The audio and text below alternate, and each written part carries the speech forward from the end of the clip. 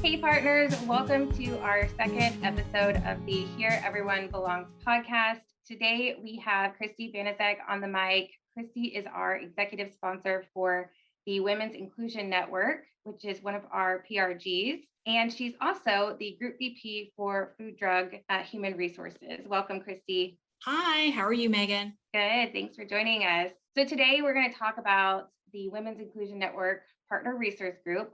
We're also going to talk about Women's History Month a little bit, and I am excited to hear from you. So before we get started, 2 words to describe how you're feeling right now. Oh, it's tough, just 2 words, but I will go with anxious and vulnerable. Interesting. I'll share mine. I'm feeling a little nervous because I'm mostly excited, nervous about this, but also vulnerable. So we're matching. We're matching a little bit. Yeah. And speaking of vulnerability, I would love to hear a little bit about you personally and why, leading this Women's Inclusion Network and all of the work that you've done, in your experience, because you've been very involved in advocating for women at HEB and in the community. Why is this important to you personally and professionally to lead these groups and to be part of this initiative? Yeah, absolutely. Thank you for asking the question, Megan. I'll start with kind of my personal why and why this became really important to me. And then I'll transition into why it's important to me professionally. So many people know this, but a lot of people don't. I grew up in a pretty tough domestic violence situation that led my mom and I to really leave our home with primarily the clothes on our back when I was 16 years old. This experience, it was pretty tough, and I wouldn't wish it on anyone. It also taught me several lessons around courage, lessons around resilience. And I think one of the biggest lessons of all was I always have a choice, regardless of the circumstance. So, all again, great lessons. But this also, this experience really motivated me to want to help other women and girls who kind of found themselves in similar circumstances, like my mom, to really connect them with resources to help them find their voice, and to help them find a new path in life. And I have spent countless hours helping women do just that, but also empowering them to go on and do bigger and better things with their lives. Professionally, my career started out in a male-dominated field, so supply chain and warehousing. And I always tell people, because they look at me like, "What? You started where? You were driving a forklift? What does this mean?" And I always say, I wouldn't change it for the world, but it was tough. And as I would look around the room, in many cases, I was the only woman.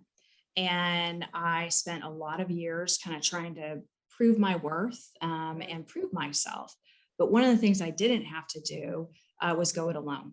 So throughout my career, I've been incredibly fortunate to have both men and women sponsor and advocate for me throughout my career by removing barriers and helping me believe in myself, number one, but also put me on the path to do more things than I ever thought possible. So I feel blessed to be in a position where I can do the same for women across HEB. And I find it very, very fulfilling to be able to help women grow and develop into whatever they want to be and to help them reach their fullest potential. Wow. Speaking of vulnerability, thank you for sharing that personal story with us. I know, unfortunately, all too often, there's a lot of women who can relate to that, including myself, with regard to domestic violence. And I know that having this PRG will help to provide resources and an outlet for, reaching those women who are in need, because you never know. It could be somebody that you have personally in your life. And then professionally, it's so interesting to hear your career story. And you talked about both having women and men as advocates. And so that actually leads me to my next kind of question topic, and that is how you guys have decided to name this PRG. So it's called the Women's Inclusion Network, WIN for short, which is a great acronym. Can you tell me a little bit about how that came about and what that means? Sure. But before I get into the details of how it came about, I really wanted to give a shout out to Shireen Odar. And Shireen is our Senior Vice President and General Manager of our San Antonio region. And when we were talking about the PRG this summer, and talking about the name and kind of going back and forth, she came up with the name WIN. And what she shared, and I thought it was brilliant, is that we really want to signal total inclusion. And what I mean by that for the group is that all partners that identify as women are welcome, and all men as allies are welcome to the group as well. And I think men in particular, as allies, as advocates, are really, really important in our journey. So as I mentioned earlier, I had some incredible men, support me and sponsor me along the way. But one of my observations throughout my career, throughout my journey, has been we often tell men what not to do as opposed to what they can do or what they should do to be supportive of advancing women. So the conversation, in my opinion, can't just be about problems. They have to be about solutions. And I think that men, as our allies, and again, as advocates, play a critical role in helping us get to solutions that ultimately will help women reach their fullest potential. And speaking of solutions and change, right, we created partner resource groups, not only to foster connection and belonging, but to support change and for us to be a better employer. And so while HEB has had, this long history of amplifying female leaders, and there's some things that we've done in the past, PRGs are different because we're now bringing this company-wide network of partners together to be that collective voice and taking that just a step further. So tell us more about that. What all will these do? How will they do that? Yeah, so what I'm really excited about, having been involved in this for so many years, is that the PRG really gives us an opportunity to give more women a voice through fellowship, through networking, through mentorship opportunities. And the biggest thing that we're going to do in terms of a positive outcome is connect our women with the right resources, the right information, to help them advance their career and help them grow both personally and professionally. I also think we have a very unique opportunity as a group to participate and influence where the business goes. As we know, women are our primary customer. So as a women's PRG, we should naturally be able to help advance the business through our ideas and our suggestions. So I'm very excited to partner on different strategies that I know will ultimately help us become the greatest omnichannel retailer. And the PRG will play a significant role in doing that. Absolutely. You just touched on something that I think is incredibly important across all of the PRGs. So we talk about being the change and supporting the strategies and giving these, partner groups that collective voice. We call that a business resource. So they become sort of like this business resource, and we're really tapping in. It's almost like a giant focus group that anytime we as an organization want to know, how do women stand on this? How do they feel about this? Like, we can reach out to them outside of strategies. What are some of the other things that they might influence? I think policy, different policies that Yep. we put in place as an organization. I think products that individual merchants come up with. I think the PRG can be a great resource to say, yeah, this works for us, or it doesn't, or maybe you should consider this. And then again, just where we're going as an organization. And you touched on it, and I did as well. The key strategy is to advance the business. I think we can participate and have a voice and be incredibly helpful and offer great perspective to help us move forward.